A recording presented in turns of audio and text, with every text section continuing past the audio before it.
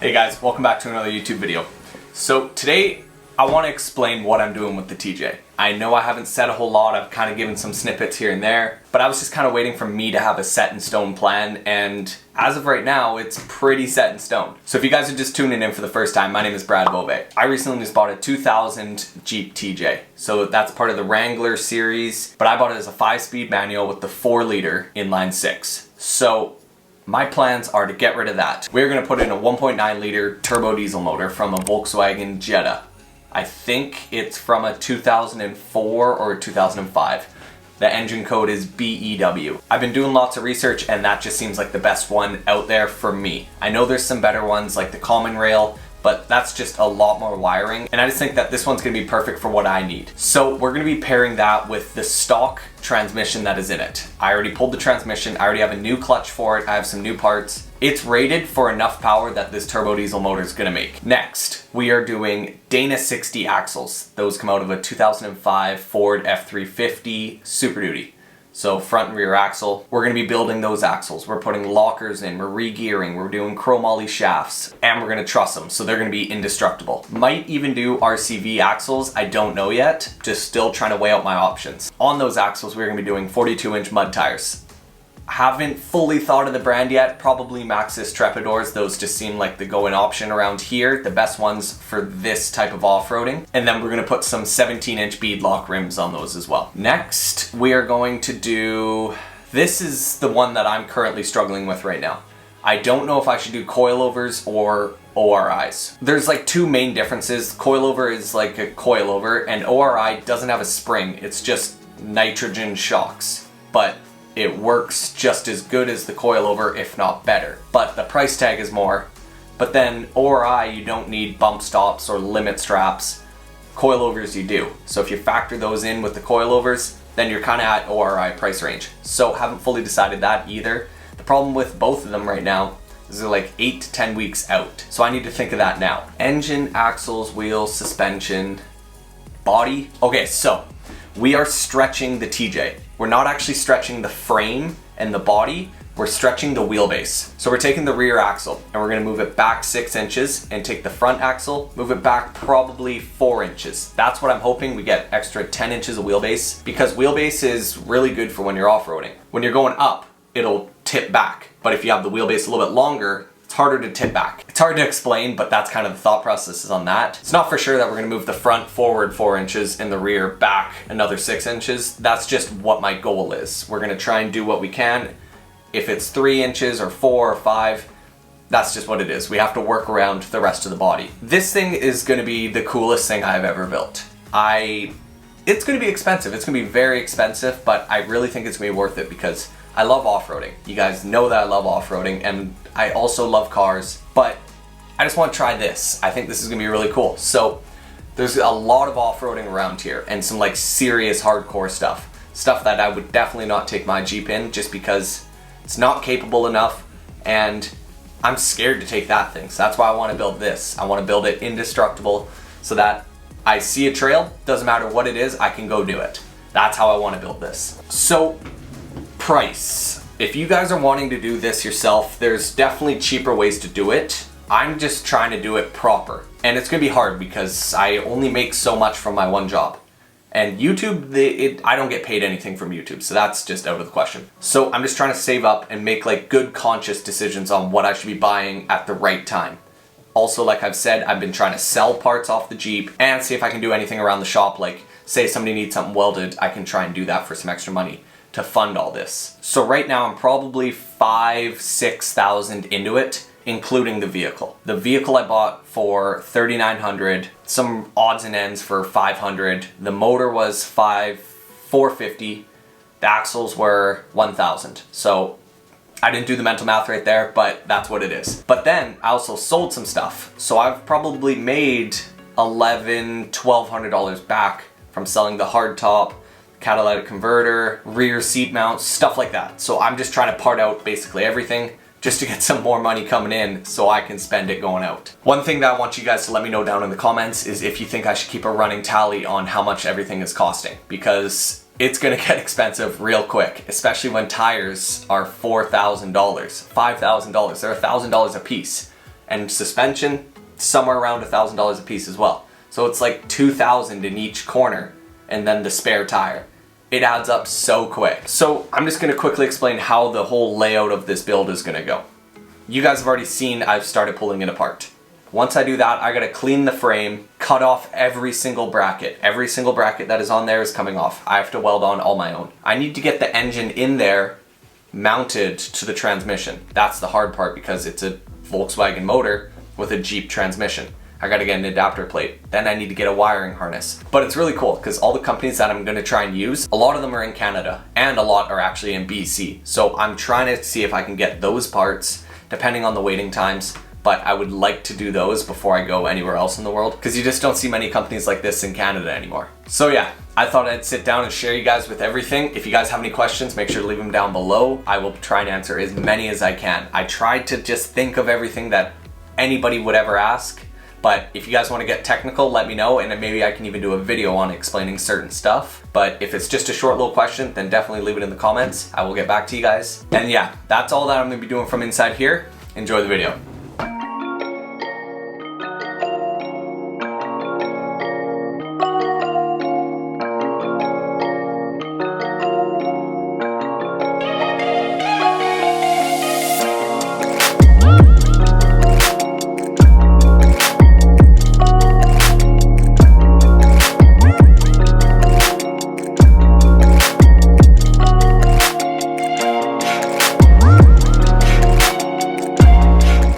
Alright, so over the past couple days, I've been just kind of stripping this thing down, getting it ready to lift the body off of the frame. And as you guys know, I have been trying to sell stuff off here to recoup some money. The engine's still sitting. I've been waiting to sell that thing. But somebody came and wanted the engine mounts. So I let him just come here, chop them off. I don't need them. I was going to chop them off anyways, but he wanted to come here, pay me $100. And he chopped them off. I said absolutely. It's a total no-brainer. So everything is basically disconnected now. I have all the brake lines. I just cut them because having these big heavy-duty axles, I'm gonna need big heavy-duty brakes. So that stuff is not gonna apply. Gas tank is disconnected. It's ready to be pulled. So the way that we're gonna be doing this is we're gonna set a chain hoist up to the roof with ratchet straps around the roll bar. Ratchet straps around the roll bar will work. I highly do not recommend working underneath while it's loaded, just because the roll bar, I was doing some research, a lot of people don't recommend lifting the tub by the roll bar. It's just not good. So I just don't have enough strap to actually make it all the way around under to actually make that an option. But essentially, we're just gonna lift it up. Nobody's gonna be standing underneath. And then we just pull the chassis out from underneath, lower it onto the ground. And then we have two separate units. And then we just get dollies for this so we can move it around wherever we need to. It's gonna take up so much space, but that's the only way that we can get all the rust repair completely done. So one of the last things I gotta do before this thing's ready to be lifted off is undo all the body mount and then just get the cables all ready to be lifted. Haven't exactly figured out how I'm gonna lift it up yet. Still got some more research to do, but I'll show you guys when I get it done. Oh. That's not good.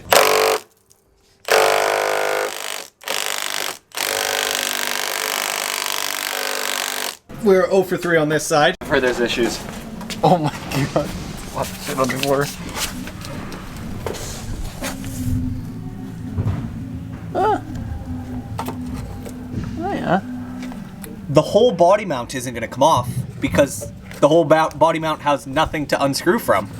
It's not attached. It is not attached. This body mount is not attached. And to be quite frank with you, the second one, That's questionable. that one's not attached either because I was trying to loosen it and then it just collapsed in on itself. It is a good thing we are taking the tub off and doing all the rust repair because this would have been bad news if we didn't do any of this. I'm glad I don't. We would have hit one big bump and then the whole thing would have disintegrated. I'm so glad I don't have to deal with this on my truck. Oh yeah. We got enough to worry about. Rust repair shouldn't be one of them. I guess we're gonna start Googling replacement body parts here, hey? Yeah, oh yeah. On the passenger side, all 4 of them came out. Driver's side, I think I got 1 out, 1 is stripped, and 2 are completely rusted. That's definitely something that we're gonna have to address in the near future. But for now, I think I'm just gonna start hooking up the straps and then see what goes on from there. Oh yeah, that's true.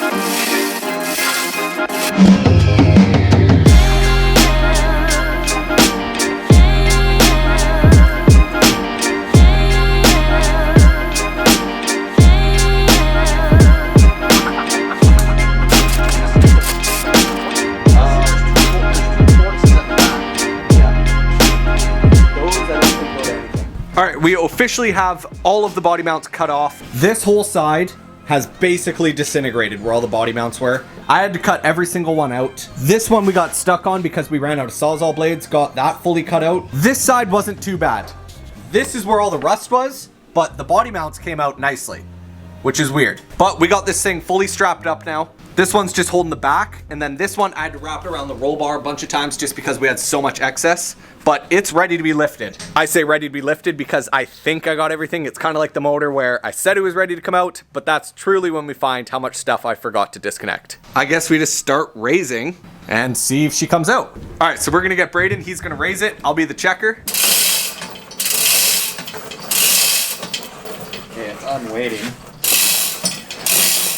For some reason, it wasn't lifting. It was just almost trying to lift up the whole entire unit. So we just got a floor jack to check. There's that absolutely rusted out one. That one's separated. Oh my God, the rust even looks worse on camera. And then the one behind the jack is also out. So these three are out. Then there's one more in the back. So that's 4. We're just gonna test these 3, then that one, then those 3.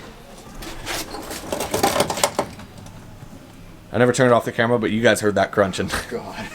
All right, after further inspection, I found one more on each side. So there was one right there, one right there.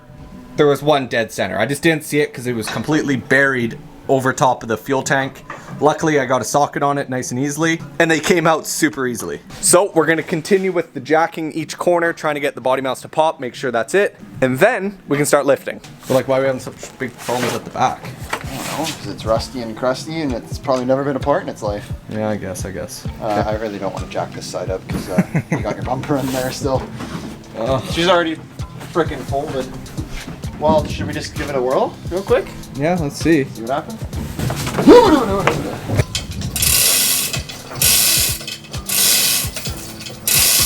Is it lighter? Yeah. Way lighter? Yeah, and I don't feel the Jeep coming with me. How high is the back though? Like almost a foot. Do you want to give it the little lifty just to prove that it lifts? So the front isn't attached. So I mean, it's not that heavy. It's got some weight, but this thing's got to go high to get out though, because your frame like goes like this at the back. yeah. It's got to come up like 8 inches.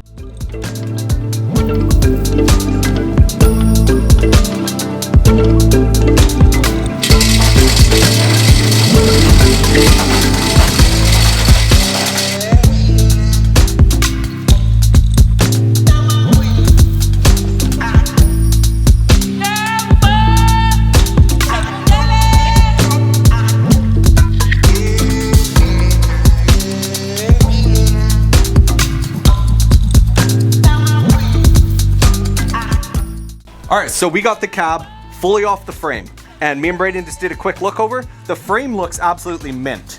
There's like spots kind of like this, but all that is like the rust coating that the water got underneath. So everything here is surface rust, but like all of that stuff is good. So that's how you know that the frame isn't completely hooped. The body on the other side definitely needs some work, but I was doing lots of research and I found a company called Just Jeeps, and they're Canadian. It's good to see a Canadian business doing stuff because you just don't see that stuff anymore. So I've been looking and I think they have some stuff that I want, and that's gonna be doing all of the rust repair. Mainly the thing that I'm doing is called a torque box, and that's just what holds the body mount on. That's what I was showing you guys. This one is gonna get all cut out because the fender is gonna be there and then it goes up. So all that's gonna be cut out and then a new body panel slapped on. So I don't really need to repair that spot. I'm just gonna cut it. But yeah, so the body's on casters now. The frame is still fully attached, so we can roll that stuff wherever. I gotta clear out this spot. We're gonna put the body right in there, and then we can move the frame back into my bay, and then we can start working on it. Essentially, here's Braden. This is where Braden's at. Braden's not far ahead of me. He has everything. He's starting to strip everything. We're pretty much at the same point. Yeah. Your drivetrain's out.